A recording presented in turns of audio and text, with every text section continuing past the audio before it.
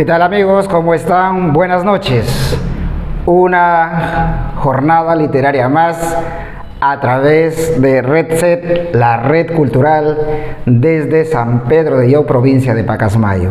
Esta noche tenemos un invitado muy requerido por sus estudiantes, por sus colegas, porque tenía mucha inquietud de conversar sobre una obra literaria que hoy día vamos a dialogar. Estamos en esta noche con el profesor Jorge Luis Vergara Reyes. Profesor, buenas noches, bienvenido. Profesor, ¿cómo está? Buenas noches. Bueno, la inquietud de hablar de un autor, de un escritor mexicano que marcó nuestra vida de estudiantes, Juan Rulfo. Así es. Y la obra literaria que hoy día vamos a conversar y nos vamos a centrar seguramente en alguno de los cuentos es El Llano en Llamas, el libro de cuento El Llano en Llamas. Bienvenido. Gracias, profesor. ¿Qué le podría decir? Yo conocí la escritura de Juan Rulfo, en especial cuando estaba en el colegio, en la primaria. En mi colegio en Trujillo había una biblioteca muy grande, muy amplia, cuando las bibliotecas eran fuente del saber, no como ahora que son piezas ya de museo. Entonces encontré un pequeño libro que se llamaba, no sé si por las rutas de América o por los caminos de América. Y entre otros cuentos que casi no me gustaron mucho, encontré uno que se llamaba Diles que no me maten, de Juan Rulfo. Y ahí pues comenzó esta formidable aventura por el mundo de este maravilloso escritor que es Juan Rulfo. Juan Rulfo es un escritor mexicano, data más o menos, nace por el año 1917, ¿verdad? Ahí para adelante, porque El Llano en Llamas es una obra, es una colección de cuentos, digamos, 17 cuentos, así es, coincidimos, 17 cuentos que fue publicado en el año 1953, así es, ¿verdad? Y dentro de los cuales cada cuento tiene su propia característica. No sé si de repente nos centramos en alguno de ellos que te gustaría conversar. Mire, Juan Rulfo es uno de mis escritores que más me ha dado durante todo el tiempo, porque sus historias se basan en una época crucial en la historia de México, que casualmente ocurren entre el periodo de 1911 a 1920 y ahí se prolonga a 1930, que es cuando pasa la famosa y extraordinaria Revolución Mexicana, que culmina más o menos en 1919, creo, con la muerte del Atila del Sur, conocido como el Atila del Sur, que era Emiliano Zapata. Posteriormente matan pues a Pancho Villa y después se produce en México algo que se conoce como la Guerra Cristera. La Guerra Cristera. Sí, que se da entre estos dos momentos. Claro, así es. Entonces, ese se podría decir que es el contexto de los cuentos de Juan Rulfo. Entonces, eso da hincapié a que uno busque más en la historia y se encuentra pues que son cuentos que se han desarrollado en una época que a mí particularmente las revoluciones siempre me han encantado, ¿no? Quiere decir en ese contexto. Por eso es que yo creo que son maravillosos los cuentos de Claro, porque toma escenarios, toma espacios, ambientes, hechos, incluso post la Revolución Mexicana. Así es. Porque incluso los personajes se hablan, ¿no? En todos los cuentos, si leemos. Claro que no vamos a conversar de todos ellos porque, como decíamos previamente, necesitaríamos un programa por cada cuento. Claro, ¿no? ¿Y de qué cuento hoy día vamos a empezar conversando? De repente, si nos centramos en algunos de ellos. Como le digo, todos los cuentos de Juan Rulfo son maravillosos, todos, ¿sabes? Hay que ver que solamente escribió 2 libros, que es El Llano en Llamas y Pedro Páramo, que es una novela formidable. Y escribió, como él mismo dice, otro cuento que más que un cuento fue un guión cinematográfico, que es El Gallo de Oro. Sí. Pero sus cuentos tienen... O sea que le bastó 2 libros. 2 libros. Un libro de cuentos Y una novela, Sí, y una novela corta. Dos libros para volverse...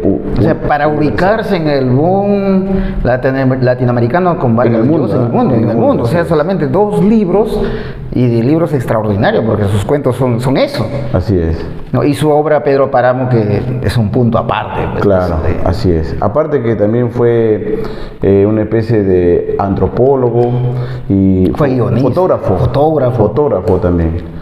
Le encantaba todo lo que está relacionado con la historia, sobre todo con la historia de su país, ¿no?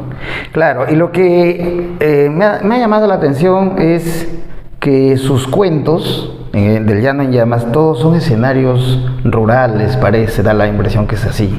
Habla de los campos, de los ríos, no de las familias pobres, o sea, reflejando cómo queda después México, después de la Revolución Mexicana. Claro. ¿No? Entonces, eso es lo que yo venía siguiendo en los cuentos, y hay una especie de fatalidad finalmente en todos ellos, pues si no en todos, en la mayoría de ellos, ¿no? Muerte, claro. Muerte, producto de en todos esos acontecimientos y esos hechos que vienen suscitándose, que se vienen relatando ahí en cada cuento. Claro, mire, los escritores a la final lo que terminan contando es su propia vida, en partes. Y él, según él, por las entrevistas que se le han hecho, él tuvo una vida demasiado trágica. Su padre creo que falleció cuando él tenía 7 años. Él, según él, dice que le dispararon por la espalda casualmente en la guerra cristera. Y él pasó a un albergue donde le daban una vida muy cruel a él. Entonces él desde niño se puede decir que ha llevado una vida extremadamente triste. Por eso será que cuando ya era un hombre con unos 40, 50 años, sufrió mucho de neurosis, timidez casi crónica y de depresión. Entonces, lo que él hace simplemente sus historias es escribir una parte de su propia vida, como hacen todo, ¿no? Como ha hecho usted también cuando ha escrito sus claro, el autor siempre tiene... En Entre Espinas usted está contando ahí también parte de su vida. El autor está ahí. En alguno de los personajes está el narrador, en algún personaje se encuentra, en algunos pasajes, ¿no? Sí. O de repente en toda la obra que está tratándose. Claro. Sí, eso es verdad. Pero me gustaría conversar de Diles que no me maten. ¿Qué tal si nos cuentas la historia? Porque a nuestros seguidores, tal vez para que sientan, porque curiosamente todos son interesantes, son buenos, y cuando uno empieza la lectura de uno de ellos, en realidad que te lleva, te desliza, te imagina, te sumerges en esa historia, que no es común la forma como la técnica que utiliza Juan Rulfo, ¿no? Pero uno de los cuentos que nos va a jalar y nos va a traer para leer los demás a criterio personal es Diles que no me maten. Claro. Él respondió en una entrevista que él escribía como la gente se comunicaba. O sea, él trató de retratar el habla de las personas. Es por eso que en muchos cuentos él dice, nos vamos para tal lugar, yo y él. Cosa que que en el lenguaje común está mal expresado, ¿no? Claro, él y yo, pero es que él lo escribe tal y como la persona lo habla. Y cómo hablaba en México. Sí, esto es muy característico. Encontramos ahí, dice, pero estas palabras que muchas veces podría, de repente, a muchos les podría sonar un poco desafinado, pero en el texto, en el cuento, está bien cuadrado. Por eso dice que es una especie de texto que escribe, pero con mucha economía. Claro. Lingüística, no sé cómo se puede manejar o decir, porque utiliza las palabras adecuadas, correctas, y utilizando los mismos términos que se usan claro. en ese lugar, pero no está de más, no sorprende, no sobra, no está de más, no ridiculiza nada, sino más bien sorprende la forma como lo utiliza y lo que quiere decir. Entonces, eso es Juan Rulfo con sus términos claro. que tú acabas de decir. Entonces, él escribe de esa forma Y una vez le preguntaron, usted no es un escritor telúrico, él no es un escritor descriptivo de paisajes tal y como lo han hecho otros, ¿no? Pero sin embargo le dijo el periodista, el paisaje, la violencia del paisaje se siente ahí en todos sus cuentos. En cada palabra está descrito el paisaje. Por ejemplo, cuando menciona la palabra milpa, milpa es el conjunto de un sembrío de maíz, trigo.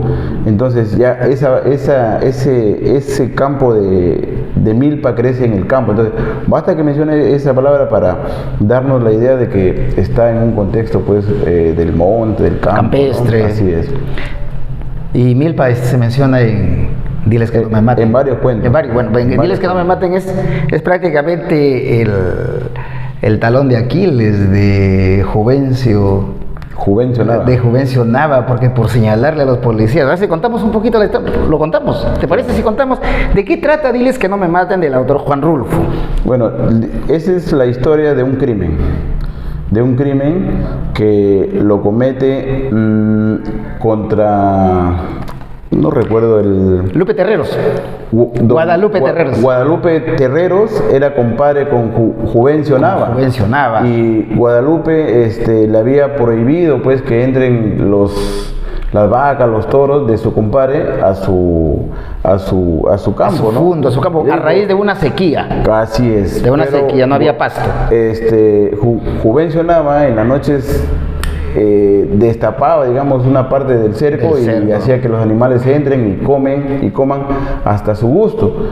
Y al ser descubiertos por don Guadalupe, que ahí sale don Lupe le dice, uno más y te lo mato, le dice. Y a la final le dice, y me mató a un novillo.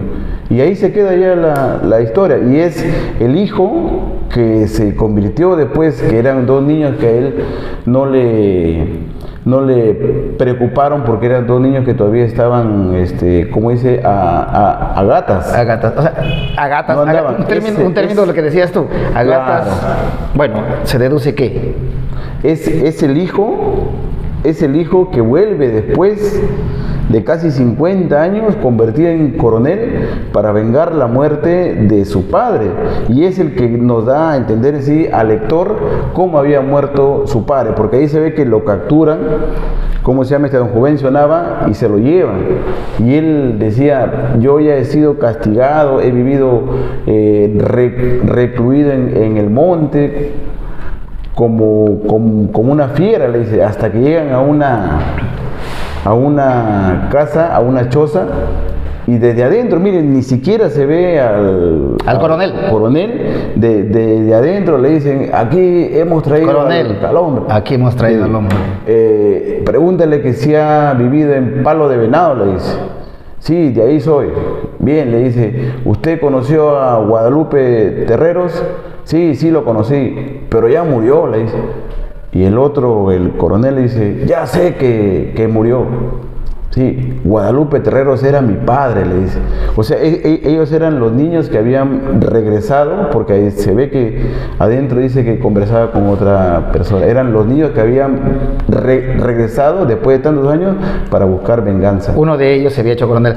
Y lo que sorprende aquí en el texto, Jorge, es que cuando uno va leyendo como que son personajes incidentales, los dos niños que comunes, claro. Lo lees y pasas, pero no sabes que va a tener un protagonismo al final del cuento. O sea, mira cómo la técnica de Rulfo, ¿no? Que al final le da una trascendencia, porque prácticamente es el que define la vida de claro. ¿no? Y la razón por la cual Juvencio Nava es apresado es porque alguien había ordenado la búsqueda. Claro. Él, a pesar de que había lo de siempre, mira cómo refleja también Rulfo la corrupción, porque ya había dado 10 vacas, había dinero, él, porque en ese trance de escapar de la captura, el mismo cuando uno comete un delito, ese cargo de conciencia lo hacía escapar, apenas le avisaban, le comunicaban, porque se fue ¿no? y se aprovechaban de él las personas. Y hay un momento en el cuento que uno siente cierta compasión por el criminal, y cuando llega ya y el coronel dice, Guadalupe Terreros era mi padre. Y hay una parte que me gusta donde dice, es difícil crecer y saber que aquella cosa de donde podemos otra vez prendernos y echar otra vez raíces está muerta, les. Guadalupe Terreros era mi padre. Supe que lo mataron clavándole una pica de buey en el estómago, o sea, un cuerno de buey le había clavado en el estómago. Primero le golpea la cabeza, algo así, y después le aplican el cuerno de... No, dice, supe que lo mataron clavándole una pica de buey en el estómago, y que duró 2 días perdido en el campo, y lo encontraron después de 2 días, y que aún estaba vivo. Y le dice, y aún estando hacía poco para morir, a los que lo encontraron les dijo que les encargaba a su familia. Entonces ahí uno descubre que este señor que había matado, pues era un hombre sin escrúpulos, ¿no?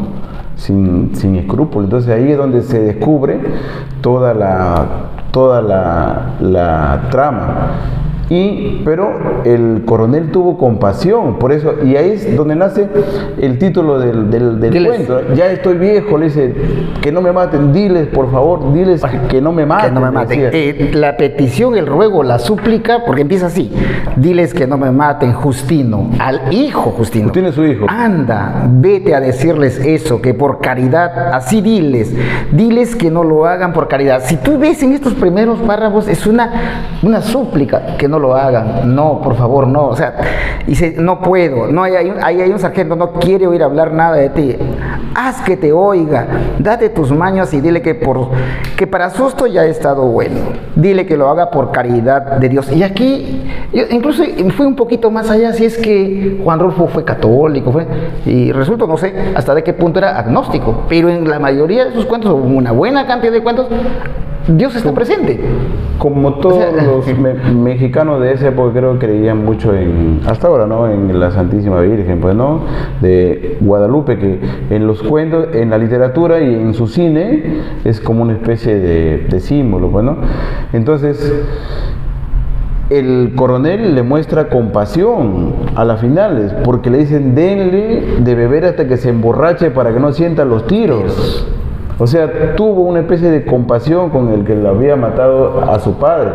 Y el final sí es maravilloso, ¿no? Dice, ahora su hijo Justino se había ido, había vuelto, otra vez se había ido y otra vez venía. Lo cogió el cuerpo de su padre, lo puso sobre el burro, dice, lo puso sobre el anca, le hizo pelos al burro y se fueron arrebiatados. Sí, arrebiatados. Y metió la cabeza de su padre en una bolsa. En una bolsa. Y a la final le dice, tu nuera y tus nietos te extrañarán. Te mirarán y se afigurarán que no eres tú. Pensarán que a tu cara se la ha comido el coyote. Con tanto boquete que tienes, por tanto tiro de gracia como te dieron. Y ahí acá, pues es extraordinario, ¿eh? O sea, no hay palabras que esté escrita de más. No hay, o sea, todo es exacto. Por eso es que Juan Rulfo recibió la admiración no solamente de los lectores, sino también de grandes escritores como García Márquez y como el mismísimo escritor maravilloso que es Borges. Borges sentía una gran admiración por Juan Rulfo, que ya es muchísimo. Borges merece otro programa aparte. Otro programa aparte. El gran genio de la literatura mundial. Mira, interesante la forma, la súplica, porque la parte, ¿cómo empieza? Por eso decía acá, por ejemplo, Magdalena Palomino Espinosa, Magdalena Mira Juvencio. Dice ella, frase que no olvido por ser tan original del campo. Y sí, pues, diles que no me maten, Justino. Ya, no puedo. O sea, es una conversación tan, o sea, ¿dónde están los términos tan técnicos? No, es un diálogo de personajes del campo, largo, Claro. no es sofisticado el léxico, pero mira la calidad, como dice todo, decías tú, todo está cuadrado, cada palabra perfectamente ubicada, ¿no? Para decir, porque no solamente se trata de ubicar bien la palabra, sino qué es lo que quiere decir en Claro, realidad. también se ve... Perdón, genera, o sea, te impacta tu estado anímico, te sorprende lo que dices tú, ¿no? Formidable el término, o sea, También se no ve tanto el asesinato que sorprenda, que es agradable, sino la forma, cómo lo describe. Sí, un poco también la frialdad del hijo. No, le dice, yo no puedo ir, le dice, parece que ahora de verdad te van a matar, le dice. Parece que ahora de verdad. Y es un cuento que es corto. Estos son como los haikus. Los haikus son poemas pequeñísimos que son extraordinariamente bellos. Entonces, estos cuentos son cortos. Yo leí hace mucho tiempo un cuento que se llamaba, creo que Una pequeña broma, de un escritor ruso, Anton Chekhov. 1 página y media. Era de un hombre que se bajaba con un trineo, él atrás y una chica adelante. Y en ese descenso él le iba declarando a ella todo, a ella le iba contando todo lo que él sentía por ella, que la amaba. Y cuando llegaban al trineo, la mujer le decía, creo que me ha dicho algo, no te he podido escuchar por el aire. Y él siempre le decía, no, ha sido el viento, le decía. 1 página y media, o sea, para escribir un cuento así, en tan poco espacio, yo pienso que hay que ser un genio, ¿no? Por eso decía, si no me equivoco, Vargas Llosa decía que es más difícil escribir un cuento que una novela. Claro. Así manifestaba. Bueno, y acá hay ciertas curiosidades para ir de repente un poquito culminando y hablar de otro cuento para poder frizar Llano en Llamas. ¿A los cuántos años? Yo estuve preguntándome eso varias veces, ¿a los cuántos años ocurrió el asesinato? Porque Juvencio Nava mata pues a Lupe Terrero, o a Guadalupe Terreros, que era el que tenía el terreno, y se produce la invasión, digamos, de su ganado por la sequía que había, ¿no? Por eso, a eso se debió, ¿ya? Y luego comienza la persecución, o sea, nadie sabe por qué lo perseguían tanto, si él, como decían, rompía o quebraba manos, pero lo perseguían, él se iba con el hijo y con la nuera, porque el hijo tenía 8 hijos, ocho hijos, por eso es que no quería ir al policía, porque temía que lo maten a él y quien le cuidaba a los hijos, y Juvencio Nava le dice la providencia. Entonces comencé a indagar, cuando hay un dato importante que dice en el cuento, dice 35 años escondido. Y en otra parte encuentras ya es una que ya está anciano, y otra parte que dice a sus 60 años, o sea, ¿en qué edad ocurrió el asesinato?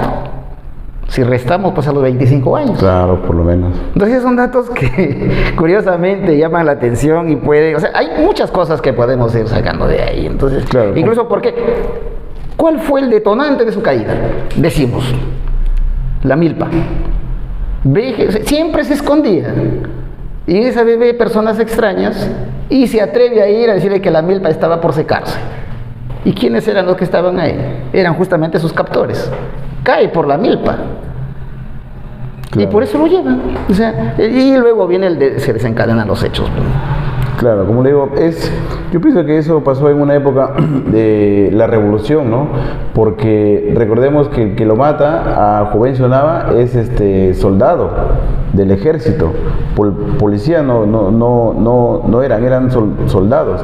Entonces, en una época pues donde los soldados tenían toda la facultad pues de poder matar a las personas que creían que iban en contra del gobierno, todo eso, ¿no? Y pues no había excusa ahí para poder vengar a la muerte de claro, hay como ya desde una mirada de análisis, el coronel como con un justo reconocimiento y autoridad la utiliza para una justicia de manera personal. Claro, de manera personal. Así. No, o sea, pero cómo vuelve, ¿no? Él pensó que ya se había quedado ahí y volvió a vengar la muerte de su padre después de tantos años. Por eso le dice, es difícil crecer sabiendo que aquella cosa de donde podemos cogernos para echar raíces está muerta, les. O sea, y después de tantos años, porque Juvencio Nava Bueno, lo que sí su cargo de conciencia, que 35 años corriendo, escondiéndose, hasta que al final él mismo se entrega, en otras palabras, ¿no? Pero que, o sea, es ese juego del tiempo que hace Rulfo, ¿no? O sea, lo anterior, lo antiguo, no se olvidaba, siempre estaba ahí latente, había una razón, y esa razón creo que el, entre comillas, o muy detrás de él, era el coronel que estaba hurgando ese tipo de, entre comillas, ese tipo de justicia, porque desde 35 años que había ocurrido los hechos, Juvencio andaba con ese remordimiento durante esos 35 años, y luego con el tiempo que ya exaltó, no se ha olvidado. O sea, hay una, digamos, una recuperación por la toma de justicia a través de su hijo, que es el coronel. O sea, esos tiempos como que van, vienen, es un juego que utiliza muy bien aquí el autor, Juan Rulfo. ¿Hay algo de repente que más, o sea, para relacionar con otro cuento, tal vez? Como le digo, los cuentos siempre se desarrollan en un ambiente campesino, rural. Y, por ejemplo, tenemos el otro cuento que también me pareció maravilloso, que ese sí nos lo leyó el profesor Alindo Terán, en una clase que se llamaba No oyes ladrar los perros. Ese todavía es más corto. Es más corto, sí. Más corto, y ese cuento ya es... que digo, algo alucinante, ¿no? Del padre que carga a su hijo casi moribundo porque era un delincuente. ¿Cómo le llamamos acá en el Perú? Apache, ¿no? Apache, claro, Apache, ¿no? Lo carga Apache. Y Juan Rulfo, sin intención tal vez, en este cuento hace un desborde de su verso poético, ¿no? Porque no es un escritor que describe tanto el paisaje, dice, y la luna venía saliendo de la tierra como una llamarada redonda, y a la final lo lleva a su hijo cargado. Dime, Ignacio, tú que vas allá arriba con las orejas de afuera, dime si no oyes ladrar los perros. Ahí otra vez coge la expresión del padre para colocarle el título, formidablemente el título a este cuento, que es extraordinario. Y el hijo que le decía, bájame aquí, no, yo no te voy a... No escuchas, no ves, no, nada aquí, padre, nada padre, te sientes mal, peor sí, para ti, siento, ¿no? Peor para ti, así. Y le comienza a hacer una especie de reflexión, creo, ahí el padre al hijo, porque... Como que lo riñe, ¿no? Como que lo riñe, o sea, como que le dice, por mí te hubiera abandonado, así es. Pero lo hago por tu madre. Lo hago por tu madre, le dice, lo hago por tu madre, ella que te quiso tanto. Yo no entiendo, le dice, ¿por qué te hiciste delincuente? Ahí tienes a tu compadre que tuvo a tu padrino, que tuvo la mala suerte de encontrarse contigo por los caminos y también te portaste mal con él. Y al final, después de que tanto lo riñe, dice, y el hombre sintió como por su cabeza caían dos gruesas gotas de lágrimas. Y le dice, lloras por la muerte, lloras por tu madre, Ignacio, porque te consume el remordimiento. Y lo llevaba cargado, o sea, se supone que era un hombre ya viejo, y cómo tenía la fuerza, porque al final sí lo quería su hijo, ¿no? Era su hijo. Lo lleva cargando, y dice, se vio una luz detrás del cerro, y al final llegan, ¿no? Dame esa esperanza, le decía. Ese es en el final, ¿no? Dice, y cuando llegaron, soltó el cuerpo de su hijo sobre el petril de piedras, y en ese momento comenzaron a ladrar los perros, y en ese momento se escuchó el ladrido de los perros por todas partes, y le culmina diciendo, ¿no ves, Ignacio? Y tú me decías que no escuchabas ladrar a los perros, no me ayudaste ni siquiera con esta esperanza. O sea, ya ese es algo... No me ayudaste con esta esperanza porque ¿qué completa el lector ahí? Que claro. Ignacio ya no tenía vida cuando... No me ayudaste ni siquiera con esta esperanza. Porque ya no, o sea, al final... Posiblemente, ¿no? En el camino, o sea, posiblemente da a entender que en el camino, ya finalmente, porque primero conversaba, entonces cuando le viene en esa reflexión que procura hacer que brote su propio compañero, hasta ahí sí conversaba, pero finalmente ya no había... ¿Que llegó muerto? Yo no, bueno, al menos yo no lo voy a decir. Él le dice, no me ayudaste ni siquiera con esta esperanza, porque toda su vida no le había servido el hijo al padre para nada, sino que para darle solamente preocupaciones, tristeza. El último le dice, ¿no ves? No me ayudaste ni siquiera con esta esperanza, le dice. Claro, pero para otros lectores, por eso aquí viene la interpretación. Magia, ¿no? Por ejemplo, para mí, si muere.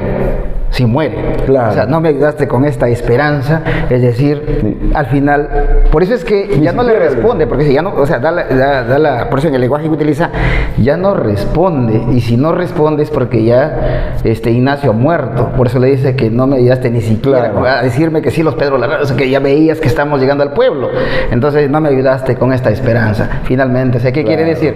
Llegó muerto.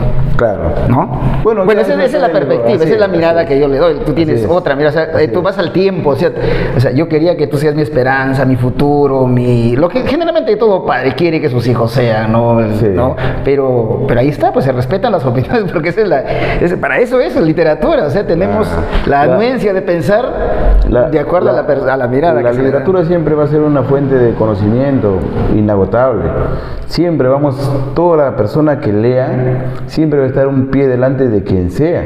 Por eso cuando se sacó de los colegios el curso de literatura, se le hizo a la educación un daño irreversible, que hasta ahora no se puede curar ese daño. Antes llevábamos el curso de literatura y los estudiantes terminaban pues el año habiendo leído La vida de sueño, Ollanta.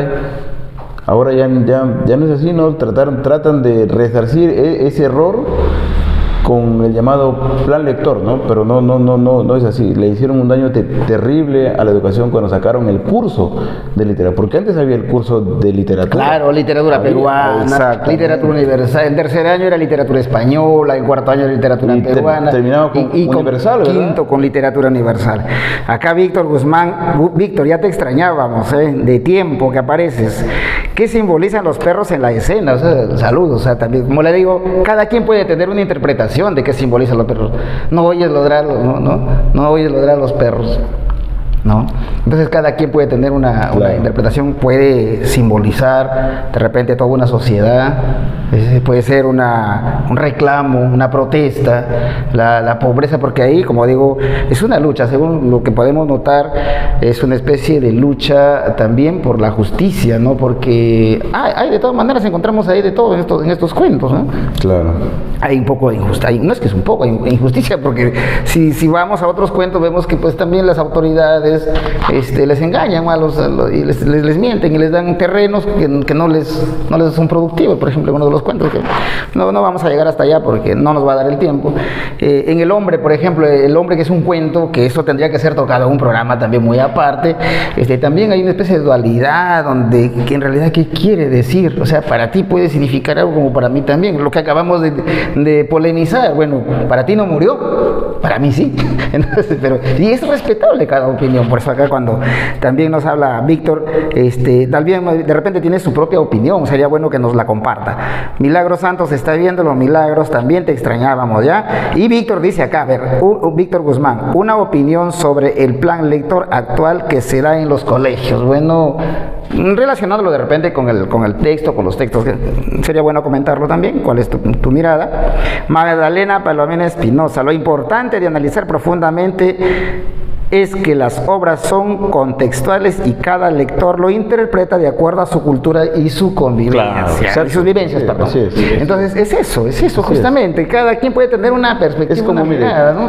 Hay una novela extraordinaria que se llama 100 años de soledad. Uno dice que es la novela donde se cuenta toda la historia de un continente. Para mí, por ejemplo, es un homenaje que le hace García Márquez a la mujer, porque si vemos a Úrsula, ella está desde la fundación y muere en una... Se va toda la generación y precariedad, y muere y no se acuerda nadie de ella, ¿verdad? Entonces, para mí esa historia es un homenaje literario que le hace García Márquez a la mujer latinoamericana, tal y como él la concibió, ¿no? Y eso es lo que tú has podido interpretar en las lecturas que has hecho de Círculo de Soledad. Entonces acá también, claro, lógicamente que tiene una línea, pues no tiene siempre, pero esas miradas que finalmente tenemos de los cuentos, por eso sería interesante conversar más adelante. Solamente hemos logrado tocar dos cuentos, Diles que no me maten, que es, y de repente para más acercamiento no oyes ladrar a los perros. Serían dos cuentos que recomendamos. Empiecen por cualquiera de ellos y se van a sentir pero muy atraídos, y lógico que vamos a tener o van a tener que leer el libro completo, porque todas las historias o los 17 cuentos todos ellos son impactantes. Todos los cuentos son impactantes. No, como digo, no vamos a tocar tanto de ellos. Por acá también Magdalena Palomino, yo hago las tertulias dialogadas en mi institución educativa. Excelente, muy bien, es lo que debe ocurrir, creo, ¿no? Las dialogadas, o sea, ¿cuál es tu opinión? ¿Qué piensas? Incluso desde los valores y todo ello. Magdalena Palomino se le puede invitar, bueno, no sé a quién, yo creo que a Jorge. Ya tienes acá unas miradas que podrían ir como le digo, hacia ti para que puedas hablar de literatura en algún momento. Yo tengo una forma de pensar y ahí no me mueve nadie. Yo pienso que, como le digo, el día en que se sacó a la literatura del colegio, porque a los libros los echaron a patada de los colegios, le hicieron un daño irreversible a la educación. Después quisieron resarcir ese error diciendo pues plan lector. El plan lector, y nos dan una hora de 45 minutos, ¿verdad? Y ahora absurdamente el plan lector institucional, 10 minutos, llega el profesor lea, ¿qué han comprendido? Ya, eso no es. Ahora hay una especie de una trifulca ahí, claro. La hora de lectura dentro de las horas que corresponden. Claro. La hora de lectura. Ya, y el plan lector, aparte, 3 veces a la semana, de acuerdo a la 062, me parece. Claro, depende ya de la habilidad que tenga. Aterricemos mejor, porque así no se va a hacer que el estudiante se empodere de una obra literaria. Exactamente. ¿No? Aterricemos. Exactamente. Tiene que haber mejoras.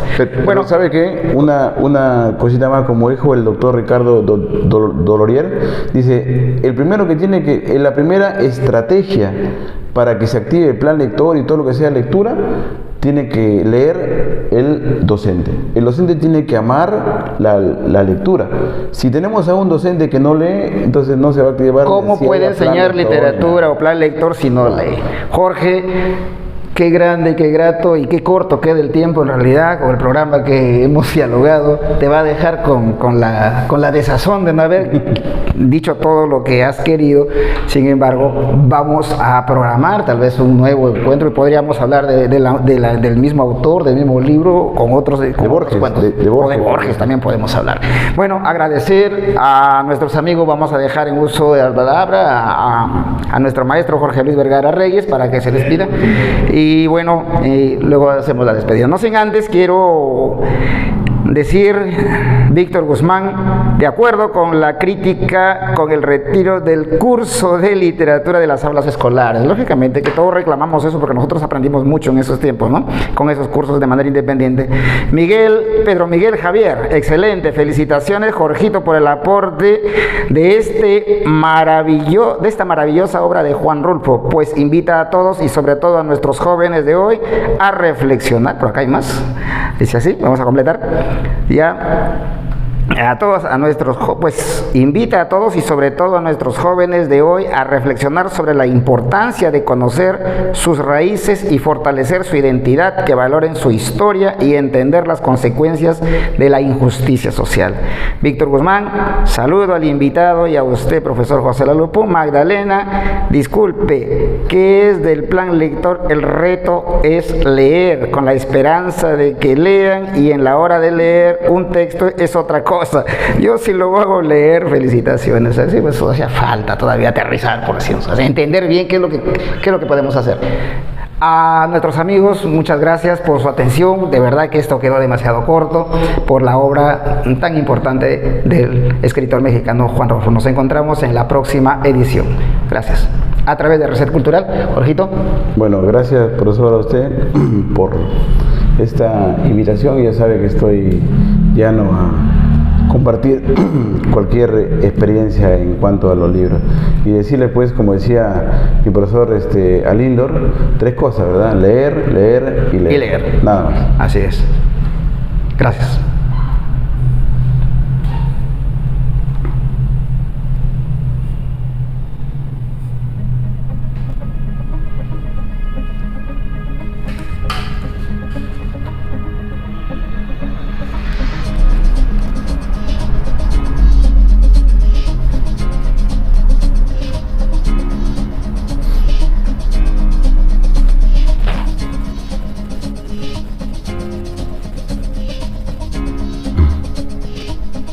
Ya se lo leí.